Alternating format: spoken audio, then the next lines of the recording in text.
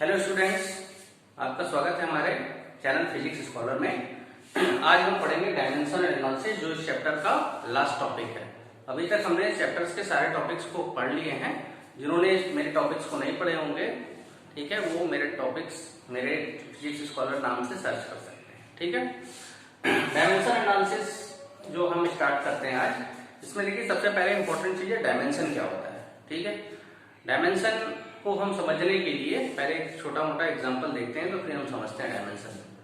ठीक है, जैसे देखिए हम जानते हैं फिजिकल क्वांटिटी दो टाइप्स की होती है, एक होती है फंडामेंटल क्वांटिटी और एक होती है डेराइव्ड क्वांटिटी। ठीक है, तो किसी भी डेराइव्ड क्वांटिटी को यदि हम फंडामेंटल क्वांटिटी के टर्म में लिखें, किसी भी डेराइव्ड क्वांटिटी के या उसके यूनिट को हम फंडामेंटल यूनिट्स के टर्म में यदि एक्सप्रेस कर दें, तो एक्सप्रेस करने पर हम देखेंगे वो डेराइव्ड क्वांटिटी या डेराइव्ड यूनिट फंडामेंटल यूनिट्स में कितने यूनिट्स हैं फंडामेंटल, और कितने यूनिट्स हैं उसके कितने पावर्स हैं, यूनिट के कितने कितने पावर्स हैं, वो कितने पावर्स पे डिपेंड कर रहा है, वही पावर्स ही क्या कहलाते हैं, डायमेंशन कहलाते हैं। ठीक है, अभी आपको क्लियर नहीं होगा, हम दिखाते हैं आपको एक एग्जांपल लेकर। जैसे मान लेते हैं फोर्स। फोर्स क्या होता है, मास इनटू एक्सेलरेशन। तो फोर्स का एक यूनिट होता है न्यूटन, एसआई सिस्टम में। लेकिन न्यूटन की यदि हम बात करें तो ये यूनिट आपका फंडामेंटल यूनिट के टर्म में नहीं एक्सप्रेस है। इसको हम फंडामेंटल यूनिट्स के टर्म में एक्सप्रेस करेंगे तो मास का क्या हो जाएगा, केजी, एक्सेलरेशन का क्या होगा, मीटर अपॉन सेकेंड स्क्वायर, या इसे हम केजी मीटर सेकेंड पावर -2 भी लिख सकते हैं। तो यहाँ पर फोर्स का एक्सप्रेशन जो था या यूनिट था, उसको हमने फंडामेंटल यूनिट्स के टर्म में लिख दिया। अब देखें यहाँ से हम क्या देख सकते हैं कि केजी पावर कितने डिपेंड कर रहा है, फोर्स का यूनिट 1 पे, मीटर पावर 1 और सेकंड पावर -2 पे। तो ये जो नंबर्स हैं, ठीक है, फंडामेंटल यूनिट्स के ऊपर, यही क्या कराते हैं, डायमेंशन कराते हैं। ठीक है, तो डायमेंशन का डेफिनेशन क्लियर हो गया। क्या होता है डायमेंशन, आर द पावर्स, ये पावर्स है जो कहां पे, raised on the fundamental unit. Fundamental unit के ऊपर ये पावर्स होते हैं, क्या करने के लिए, टू रिप्रेजेंट द यूनिट्स और फिर डेराइव्ड क्वांटिटी। यूनिट्स करते हैं डेराइव्ड क्वांटिटी के, या डेराइव्ड क्वांटिटी को ही रिप्रेजेंट करते हैं। तो किसी भी डेराइव्ड क्वांटिटी को रिप्रेजेंट करने के लिए फंडामेंटल क्वांटिटी के पावर्स जो होते हैं वही डायमेंशन कहलाते हैं। तो डायमेंशन एक तरीके से क्या है, एक नंबर्स है, एक पावर्स मींस पर कोई नंबर्स है। तो हमें क्या फायदा होगा, हमें ये फायदा होगा कि यदि कोई फंडामेंटल क्वांटिटी है, उसके पावर्स है, उस देखकर हम बता सकते हैं कि वो कौन सी फिजिकल क्वांटिटी है। ठीक है, जैसे हम एक एग्जांपल आपको यदि दें, यदि हमारे पास एक एग्जांपल दिया हुआ है कि फंडामेंटल यूनिट्स के टर्म में दिया हुआ है कोई फिजिकल क्वांटिटी, हमें आइडेंटिफाई करना है कि क्या होगा। तो हमें ऐसे दिया हुआ केजी मीटर पावर -3। तो केजी हम जानते हैं फंडामेंटल यूनिट है, मीटर फंडामेंटल यूनिट है, तो इसके पावर 1 है केजी पावर, मीटर पावर -3 है। हमें आइडेंटिफाई करना है कि ये कौन सी फिजिकल क्वांटिटी है, और ये कंफर्म है कि ये डेराइव्ड क्वांटिटी है, क्योंकि दो फिजिकल क्वांटिटी से मिलकर बनी है। ठीक है, कम से कम दो होने चाहिए, यहाँ पर कितनी है, 1 और 3 है 4। तो ये डेराइव्ड कोई क्वांटिटी है, हमको आइडेंटिफाई करना है। तो हम देखें यहाँ से केजी किसका यूनिट है, मास का है, और इसको यदि हम ऐसे लिखते हैं केजी अपॉन मीटर क्यूब, ठीक है, नीचे आएगा तो मीटर क्यूब जाएगा, और मीटर क्यूब किसका यूनिट होता है, वॉल्यूम का। तो हम जानते हैं कि मास अपॉन वॉल्यूम क्या होती है, डेंसिटी होती है।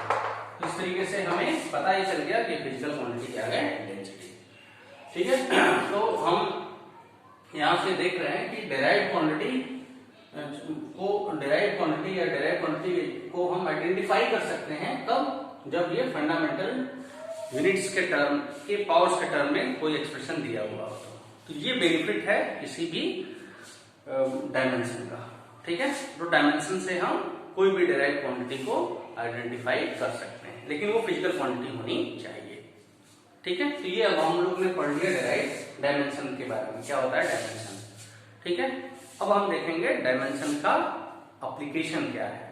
ठीक है, और बहुत सारे फिजिकल क्वांटिटीज के डायमेंशन। तो हर छोटे छोटे पहले स्टार्ट करेंगे डायमेंशंस फिजिकल क्वांटिटी के, फिर कुछ लेंदी, कुछ ऐसे टर्म्स है जो आप नहीं पढ़े होंगे, नहीं जानते होंगे, उसके डायमेंशंस हम कैलकुलेट करेंगे, और फिर लास्ट में जाएंगे उसके एप्लीकेशंस। ठीक है, चलिए देखते हैं, फिजिकल क्वांटिटीज हमने लिख लिया और इसके डायमेंशन। तो देखिए किसी भी, चाहे जो भी फिजिकल क्वांटिटी हो, उस जितने भी फिजिकल क्वांटिटी है, ठीक है ना, जो डायरेक्ट क्वांटिटी है, उसके डायमेंशन को रिप्रेजेंट करने के लिए हम केवल 5 फिजिकल क्वांटिटी के डायमेंशन यूज करते हैं। 5 फिजिकल, हमारे पास हमें पता है कि 7 फंडामेंटल यूनिट्स होते हैं, ठीक है, या फंडामेंटल जो क्वांटिटी होती है वो कितनी होती है, 7।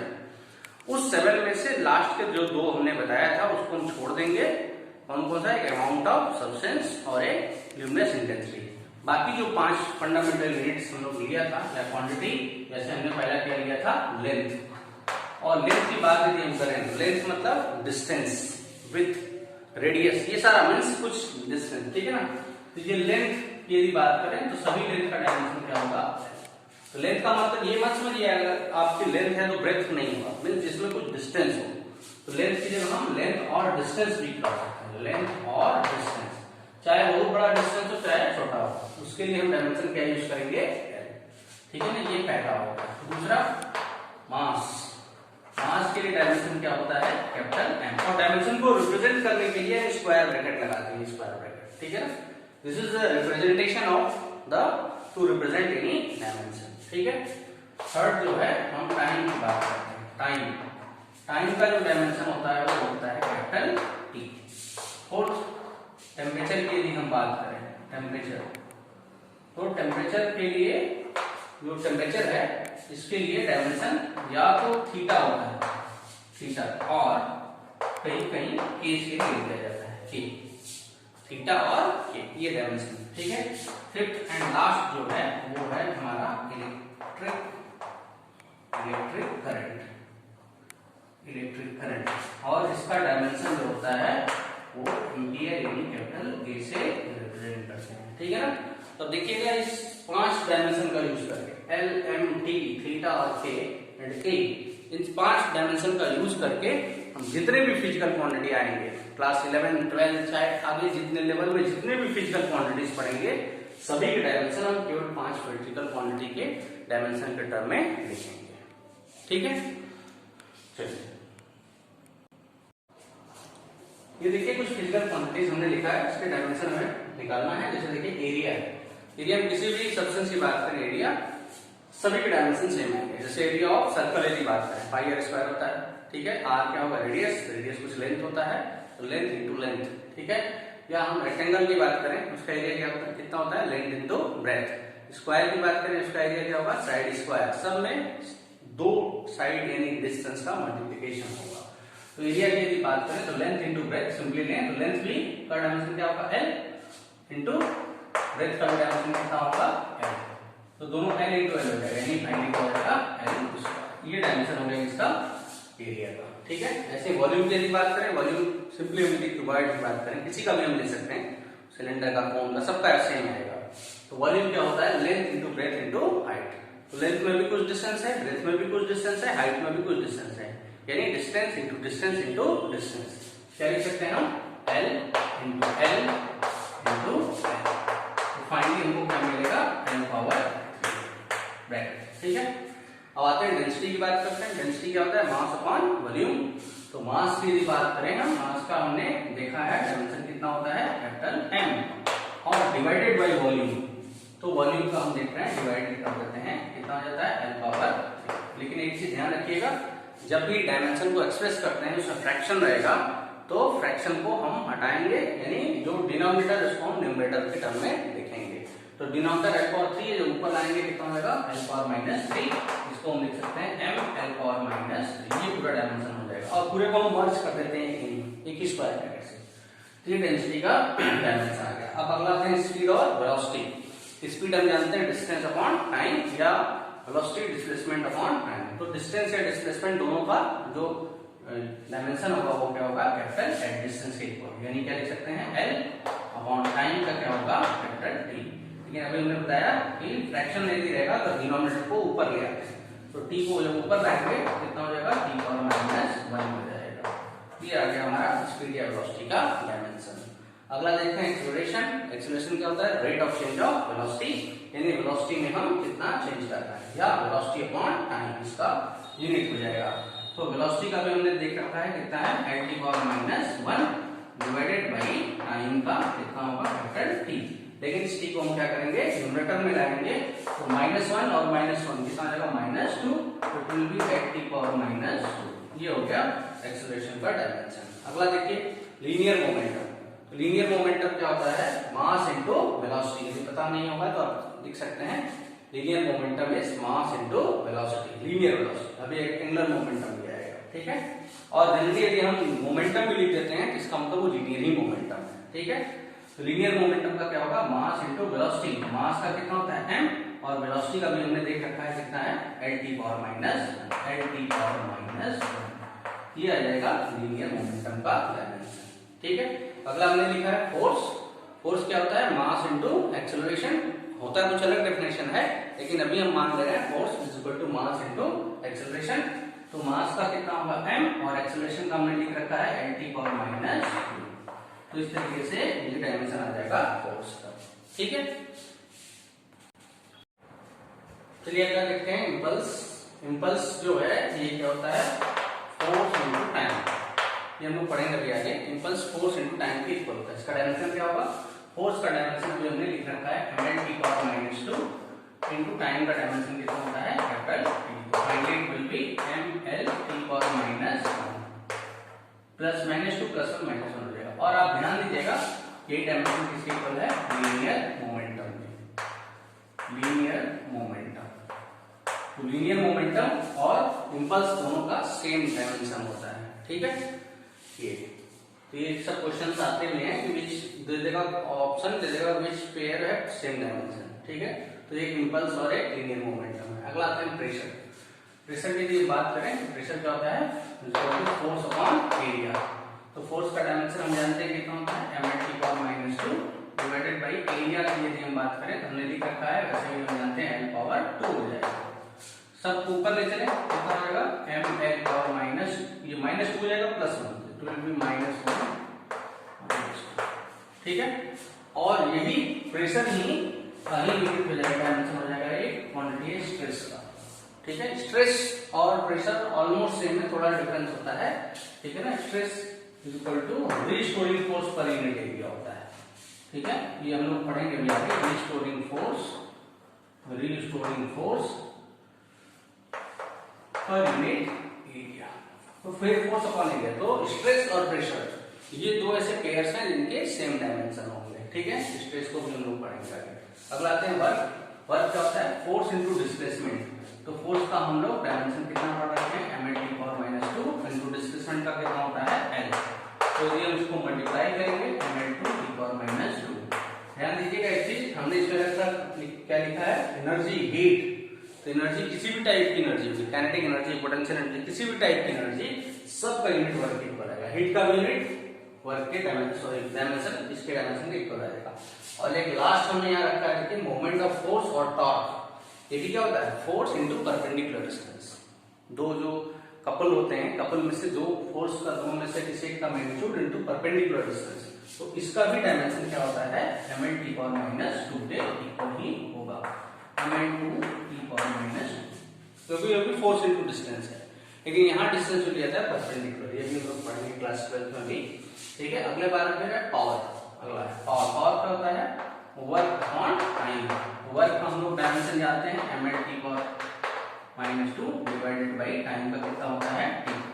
इस टाइम को क्या करें, ऊपर करेंगे, कितना हो जाएगा ml t पावर -2 और -1 तो -3 हो जाएगा, ठीक है। ऐसे में इलेक्ट्रिक चार्ज की बात करें, इलेक्ट्रिक चार्ज क्या होता है, हम जानते हैं करंट I कितना होता है q upon t। q is equal to कितना हो जाएगा I इनटू t। तो चार्ज का यूनिट क्या हो जाएगा, ये डायमेंशन, करंट का डायमेंशन इनटू टाइम का। तो करंट का डायमेंशन कितना होता है, current A into dimension time का कितना होगा t। दोनों के साथ लिखेंगे कितना हो जाएगा dt, ये हो जाएगा, ठीक है।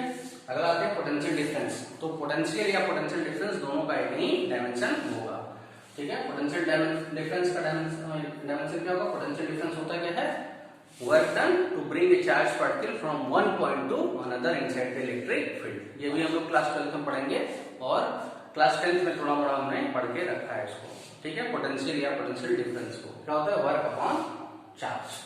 तो वर्क का कितना होता है, हम लोग जानते हैं ml t पावर -2, ठीक है, डिवाइडेड बाई चार्ज, चार्ज का भी हमने देखा कितना है ए टी, लेकिन सबको हम क्या करेंगे ऊपर करेंगे, कितना हो जाएगा ml2 टी पावर -2 है, -1 आएगा -3 और एक और कितना हो जाएगा -1, ये हो जाएगा पोटेंशियल डिफरेंस। ठीक है, अगला आता है रेजिस्टेंस हम जानते हैं ओम्स लॉ से R इक्वल टू कितना होता है V/I।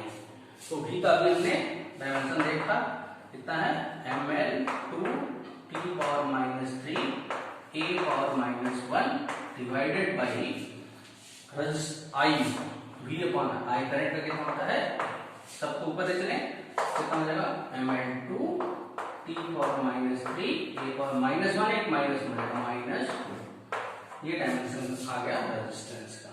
ठीक है, फिर मोमेंट ऑफ फोर्स और टॉर्क का हमने बता दिया डायमेंशन किसके इक्वल है, वर्क के इक्वल होता है। ठीक है,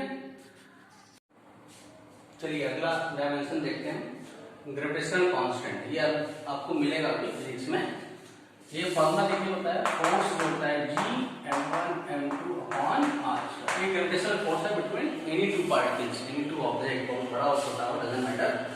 ये होता है यहाँ G जो है कांस्टेंट, इसको बोलते हैं ग्रेविटेशनल कांस्टेंट। तो G का यदि हमें डायमेंशन या यूनिट निकालना क्या हो जाएगा, मल्टीप्लाई करें F into R square upon m1 into m2 हो जाएगा। तो यहाँ से हम देखेंगे कि G का जो डायमेंशन होगा वो F के डायमेंशन पर डिपेंड करेगा, F का डायमेंशन इंटू आर स्क्वायर का dimension upon m1 and m2 का डायमेंशन। तो यहाँ पर जो ग्रेविटेशनल कांस्टेंट G है इसका डायमेंशन क्या हो जाएगा, F का डायमेंशन कितना होगा ml2 into R square dimension कितना होगा m/2 divided by mass m1 m2 कितना हो जाएगा, इसका भी डायमेंशन m होगा, इसका भी डायमेंशन m होगा। तो कितना हो जाएगा ये, देखिए एक m से m कैंसिल आउट हो जाएगा, एक m ऊपर जाएगा, m पावर कितना हो जाएगा -1, l पावर कितना हो जाएगा 213 और t पावर कितना हो जाएगा -2। तो ये डायमेंशन किसका हो गया, ग्रेविटेशनल कांस्टेंट। ठीक है, ग्रेविटेशनल कांस्टेंट को हम चैप्टर में पढ़ेंगे ग्रेविटेशन में। अगला आता है स्ट्रेन जो होता है change in shape upon original shape. ठीक है, change in shape upon original shape कहने का ये मतलब है दो सेम फिजिकल क्वांटिटी का रेशियो होगा। हम पढ़ेंगे तीन टाइप के स्ट्रेन होंगे, लॉन्गिट्यूडिनल स्ट्रेन जिसमें होता है change in length upon original length. तो लेंथ जो पहले था वही लेंथ पहले भी मींस न्यूमरेटर में भी लेंथ होगा और डिनोमिनेटर में भी लेंथ होगा। तो लेंथ अपॉन लेंथ क्या लिखेंगे, L अपॉन L, ये 0 हो जाएगा, यानी L पावर कितना आएगा 1 - 1 0। इसको हम लिख सकते हैं L पावर 0, या हम पूरे फंडामेंटल पूरे डायमेंशन के टर्म में इसको लिखते हैं ml और तो m पावर 0, l पावर 0 और 2 पावर 0, ऐसे इसको रिप्रेजेंट करते हैं। यदि डायमेंशन लेस है इसको हम बोल सकते हैं strain is a dimensionless quantity, जिसका कोई डायमेंशन नहीं है। तो ये इस तरीके से इसको डायमेंशन लिखेंगे m power 0, l power 0, t power 0। ठीक है, अगला हम देखते हैं सरफेस टेंशन। सरफेस टेंशन हम पढ़ेंगे, ये होता है फोर्स अपॉन लेंथ। ठीक है, इस लेंथ की बात करके हम लोग पढ़ेंगे पूरा डिटेल चैप्टर में। तो फोर्स का डायमेंशन कितना है हमने पढ़ रखा है ml2 डिवाइडेड बाई लेंथ का डायमेंशन कितना है कैपिटल L। ये L ऊपर आएगा तो देखिए L से L कैंसिल हो जाएगा, कितना आएगा m(t)(-2). ये डायमेंशन किसका हो जाएगा, सरफेस टेंशन का। अगला आते हैं प्लैंक्स कांस्टेंट। तो प्लैंक्स कांस्टेंट देखिए जो एनर्जी होती है फोटोन यानी लाइट की वो ये होती है E = h × न्यू। तो न्यू इज व्हाट, फ्रीक्वेंसी। तो फ्रीक्वेंसी और h हमारा है यहाँ पे प्लैंक्स कांस्टेंट। ठीक है, मींस लाइट की एनर्जी जो है पैकेट के फॉर्म में चलती है, हर एक पैकेट की एनर्जी इतनी होती है, हम लोग डिटेल पढ़ेंगे इसको। ठीक है, तो h का जो डायमेंशन या यूनिट होगा वो क्या होगा E/न्यू, और न्यू फ्रीक्वेंसी है, frequency is number of oscillation in 1 second. या हम ये कहें कि इसकी जो यूनिट होगी या इसको हम टाइम पीरियड के टर्म में लिखें तो फ्रीक्वेंसी क्या होता है 1/टाइम पीरियड, और ये t ऊपर कहां चला जाएगा, ऊपर E/t। और टाइम पीरियड का यूनिट क्या होता है, टाइम पीरियड का यूनिट सेकेंड। डायमेंशन क्या होगा, जो टाइम का डायमेंशन होगा कैपिटल T। ठीक है ना, तो इसका हम देखें h का जो डायमेंशन होगा वो एनर्जी का डायमेंशन इंटू टाइम का डायमेंशन हो जाएगा। तो प्लैंक्स कांस्टेंट का जो डायमेंशन है एनर्जी का डायमेंशन ml2 इंटू टाइम का डायमेंशन कैपिटल T। तो फाइनली क्या हो जाएगा, ये ml2 (t)(-1) हो जाएगा, -2 + 1 will be -1। ठीक है, ये प्लैंक्स कांस्टेंट का है। अगला देखिए इंपॉर्टेंट है relative density. Relative density means density of substance divided by density of any material. Means कहने का ये मतलब है दो डेंसिटी का रेशियो है, तो दो सेम फिजिकल क्वांटिटी का रेशियो यदि कोई फिजिकल क्वांटिटी हो वो डायमेंशन लेस होता है। जैसे स्ट्रेंथ हमने पढ़ा, ये strength is a dimensionless quantity, वैसे ही relative density will also be a dimensionless quantity because it is a ratio of density of two substance. ठीक है, तो ये क्या हो जाएगा dimensionless means density upon density करेंगे, डेंसिटी डेंसिटी हो जाएगा, तो इसका डायमेंशन क्या होगा m power 0 l power 0 p power 0। It is a dimensionless quantity. Similarly angle की बात करें, अभी इससे पहले बताते हैं एंगल, तो एंगल भी डायमेंशन लेस क्वांटिटी होता है। क्यों? क्योंकि एंगल क्या होता है आर्क अपॉन रेडियस, हम जानते हैं आर्क अपॉन रेडियस। ठीक है, हमने पहले चैप्टर के पैरेलैक्स मेथड और उसके पहले एंगल के बारे में डिस्कस किए थे, तो उसमें आर्क अपॉन रेडियस की बात है। आर्क में भी कुछ डिस्टेंस होगा, रेडियस में भी कुछ डिस्टेंस होगा, तो distance upon distance cancel out हो जाएगा और फाइनली इसका कोई यूनिट नहीं होगा, मींस डायमेंशन नहीं होगा। यूनिट तो इसका होता है रेडियन, लेकिन इसका कोई डायमेंशन नहीं होगा because it is a ratio of two same physical quantity, length और लेंथ। ठीक है, एंगल का कोई डायमेंशन नहीं होगा, यानी इसको लिख सकते हैं m power 0 l power 0 p power 0। ध्यान रखिएगा, इसका हम यूज करेंगे एंगल का या जो भी ऐसे क्वांटिटी जिसकी डायमेंशन नहीं है, इसमें हम न्यूमेरिकल्स प्रॉब्लम सॉल्व करेंगे, बहुत इंपॉर्टेंट है एंगल्स का। ठीक है, फिर आगे आप बात करते हैं ट्रिग्नोमेट्री रेशियो। ट्रिग्नोमेट्री रेशियो में हम क्या क्या जानते हैं, साइन, कॉस, टैन और तीन इसके इनवर्स जो है, साइन का कोसेक इनवर्स होता है, कॉस का सेक और टैन का सेक। ये सारे जितने भी हैं ट्रिग्नोमेट्री रेशियो, इनके भी कोई डायमेंशन नहीं है। क्यों? देखिए, यदि हम साइन की बात करें, यदि हम किसी राइट एंगल ट्रायंगल में सब मेजर किए थे, हम इस एंगल की बात करें तो साइन ऑफ थीटा है, सपोज कर लेते हैं एबीसी, तो sine of theta is equal to perpendicular upon hypotenuse. ये भी कुछ लेंथ होगा, ये भी कुछ लेंथ होगा। ठीक है, तो length upon length cancel out हो जाएगा। वैसे ही cos थीटा की बात करें तो cos थीटा क्या होगा, बेस अपॉन हाइपोटेन्यूज, बेस में भी कुछ लेंथ है, हाइपोटेन्यूज भी लेंथ है, length upon length cancel out हो जाएगा, नो डायमेंशन। हम tan की बात करें, tan theta is equal to perpendicular upon base, perpendicular कुछ डिस्टेंस है और बेस में भी कुछ डिस्टेंस है, तो डिस्टेंस अपॉन डिस्टेंस, तो ये भी क्या हो जाएगा डायमेंशन लेस। तो finally it is a dimensionless quantity, m0 l0 and t0 will write the dimension of this trigonometric ratio. इस सब का हम यूज करेंगे इनका और एंगल्स का न्यूमेरिकल प्रॉब्लम को सॉल्व करने में। ठीक है, चलिए हमने डायमेंशन पढ़ लिया बहुत से फिजिकल क्वांटिटी का, बहुत सारे फिजिकल क्वांटिटीज आएंगे हमारे 11-12 चैप्टर में, तो हम उसके डायमेंशंस पढ़ेंगे। अब हम पढ़ते हैं प्रिंसिपल ऑफ होमोजेनिटी, बहुत इंपॉर्टेंट है ये। ठीक है, इस पे कुछ न्यूमेरिकल्स देखेंगे। प्रिंसिपल ऑफ होमोजेनिटी ये बोलता है कि दो सेम फिजिकल क्वांटिटी को ही आपस में ऐड और सब्ट्रैक्ट किया जा सकता है। ठीक है, two same physical quantity can be added और सब्ट्रैक्टेड विथ ईच अदर। ठीक है, but this there will be no restriction for multiplication and division of two physical quantity, two different physical quantity की बात। ठीक है, तो देखिए प्रिंसिपल ऑफ होमोजेनिटी ये बोलता है कि दो सेम फिजिकल क्वांटिटी यदि है उसको आपस में ऐड या सब्ट्रैक्ट कर सकते हैं। जैसे हम मास को मास में ही ऐड करेंगे, मास को हम एक्सेलरेशन नहीं ऐड करेंगे, मास को हम वेलोसिटी में ऐड नहीं कर सकते हैं। ठीक है ना सब्ट्रैक्ट कर सकते हैं। ऐसे ही यदि हम फोर्स की बात करें, एक फोर्स दूसरे फोर्स में ही ऐड अप होगा, ठीक है, या सब्ट्रैक्ट हो सकता है। फोर्स को फोर्स में, या हम फोर्स को मास से में ऐड नहीं कर सकते हैं, फोर्स को हम मास में सब्ट्रैक्ट नहीं कर सकते हैं। ठीक है, तो दो सेम फिजिकल क्वांटिटी को आपस में ऐड सब्ट्रैक्ट कर सकते हैं, ये प्रिंसिपल ऑफ होमोजेनिटी बताता है। लेकिन यदि दो डिफरेंट फिजिकल क्वांटिटी है उसको हम मल्टीप्लाई और डिवाइड आपस में कर सकते हैं। ठीक है ना, ये प्रिंसिपल ऑफ होमोजेनिटी आ जाता है। अब आइए इस पे चलिए देखते हैं प्रिंसिपल ऑफ होमोजेनिटी पे एक क्वेश्चन। एक question one the ball equation है, p + a / b² * b - b = rt, find the dimension of a, b and second rt। Simple है, देखिए a का डायमेंशन फाइंड आउट करना है। ये दोनों क्वांटिटी आपस में ऐड है, इसका मतलब इन दोनों के डायमेंशन भी आपस में क्या होंगे, इक्वल होंगे।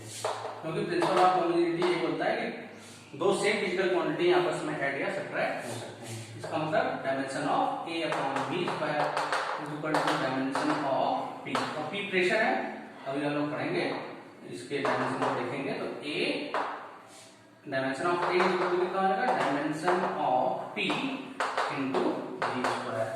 ठीक है, और b प्रेशर का डायमेंशन कितना होता है, फोर्स अपॉन एरिया। फोर्स का हम लोग जानते हैं ml/-2 divided by L square, कितना हो जाएगा M L minus 1 T power minus 2 into volume का एल पावर 3 होता है लेकिन स्क्वायर, तो फाइनली कितना हो जाएगा ये M L minus 1 T power minus 2 into L power 6। अब देखिए 6 माइनस 1 कितना हो जाएगा 5, M L power 5 T power minus 2, ये हो जाएगा हमारा ए का डायमेंशन। अब अगला आ जाए हम second B, dimension of B, ये क्या हो जाएगा, देखिए बी और बी आपस में सेपरेट है, इसका मतलब बी का जो डायमेंशन होगा वही बी का डायमेंशन होगा, क्योंकि प्रिंसिपल ऑफ होमोजेनिटी ये होता है या तो दो फिजिकल क्वांटिटी आपस में ऐड हो या सेपरेट हो, दोनों आपस में सेम डायमेंशन वाले होते हैं। तो dimension of B will be equal to dimension of B, और बी का डायमेंशन हमें पता है, तो ये हम ए का और बी का डायमेंशन हम कैलकुलेट कर लेंगे, ठीक है। अब अगला आते हैं R T, R into T का डायमेंशन हमें फाइंड आउट करना है, एकदम सिंपल है।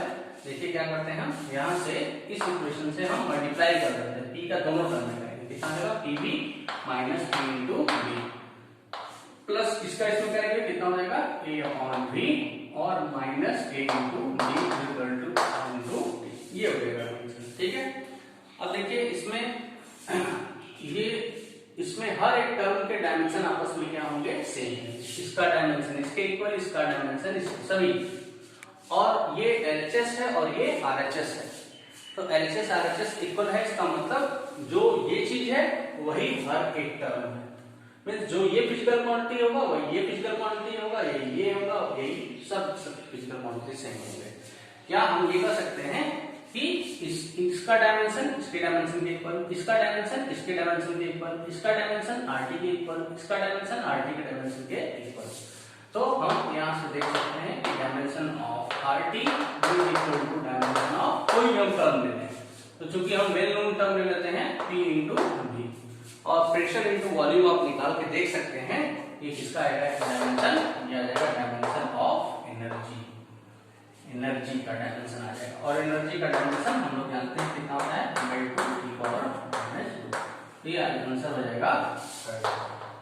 ये आप देखिए P इंटू बी का डायमेंशन एनर्जी कैसे आता है, P क्या होता है pressure force upon area into volume करते हैं, तो वॉल्यूम इसमें करते हैं हम P इंटू बी, यहाँ हम क्या कर देंगे वॉल्यूम, तो फोर्स अपॉन एरिया, वॉल्यूम को हम एरिया इंटू डिस्टेंस लिख सकते हैं, एरिया से एरिया हो जाएगा, फोर्स इंटू डिस्टेंस क्या हो जाएगा वर्क डन या एनर्जी, तो वर्क या एनर्जी के डायमेंशन के इक्वल हो जाएगा, ठीक है। ये प्रिंसिपल ऑफ होमोजेनिटी पे क्वेश्चन था, ठीक। आइए प्रिंसिपल ऑफ होमोजेनिटी पे अगला क्वेश्चन करते हैं। देखिए find the dimension of constant A B C and D in equation this, इस इक्वेशन में दिया हुआ है वेयर x इज डिस्टेंस है जो हम किसी में मीटर सेंटीमीटर किसी में मेजर कर सकते हैं, and t is equal to time, ये दिया हुआ है, ठीक है। x डिस्टेंस है, ठीक है, हमें डायमेंशन फाइंड आउट करना है ए बी सी डी का। देखिए हम अभी इसके पहले क्वेश्चन में हमने देखा कि ये सारे टर्म्स आपस में ऐड हैं, इसका मतलब सभी के डायमेंशन आपस में क्या होंगे इक्वल होंगे, और जो भी डायमेंशन आएगा वो x के डायमेंशन के इक्वल होगा। तो यदि हम इक्वेट करें यहाँ से, या हम यहाँ से पहले d का डायमेंशन भी चेक कर सकते हैं, d का डायमेंशन कितना होगा t के डायमेंशन के इक्वल, क्यों, क्योंकि ये दोनों आपस में ऐड या सब्ट्रैक्ट है, लेकिन यहाँ पे ऐड है, सब्ट्रैक्ट होगा तभी, यदि d माइनस t होता तभी d का डायमेंशन t के डायमेंशन के इक्वल हो जाता। तो पहले हम लिखते हैं डायमेंशन ऑफ d, यहाँ पर हमने स्मॉल d लिखा है, तो स्मॉल d लिख देना चाहिए, small d, dimension of d is equal to dimension of t, that is capital T, तो d का हमने डायमेंशन निकाल लिया, ठीक है। अब देखिए a का डायमेंशन हमें d निकालना है, a का डायमेंशन क्या हो जाएगा, a का डायमेंशन x के डायमेंशन के इक्वल होगा, क्यों, क्योंकि हर एक टर्म के डायमेंशन आपस में इक्वल होंगे, और ये इक्वल का साइन है, इसका मतलब इसका डायमेंशन, हर एक टर्म का डायमेंशन एलएचएस के डायमेंशन के इक्वल होगा, डायमेंशन ऑफ a बराबर dimension of x, that is capital है, डिस्टेंस का डायमेंशन है, ठीक है ना।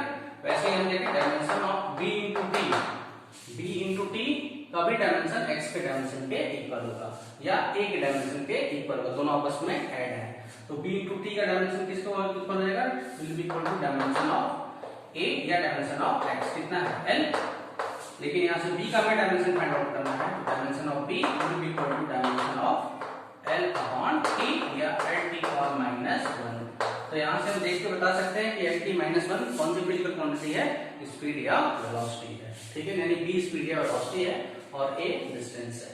अब आते हैं c पर।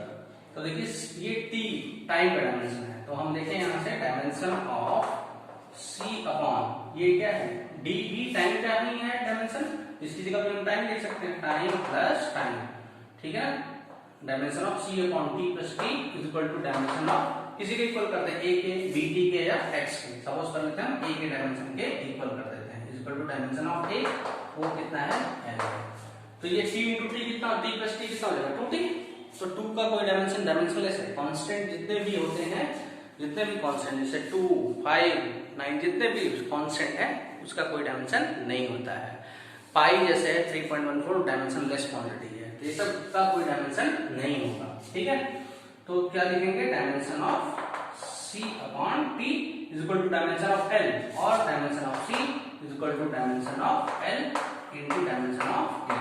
Find it is l into ये c का डायमेंशन आ जाएगा। ठीक है, तो इस तरीके से हम a b c d का डायमेंशन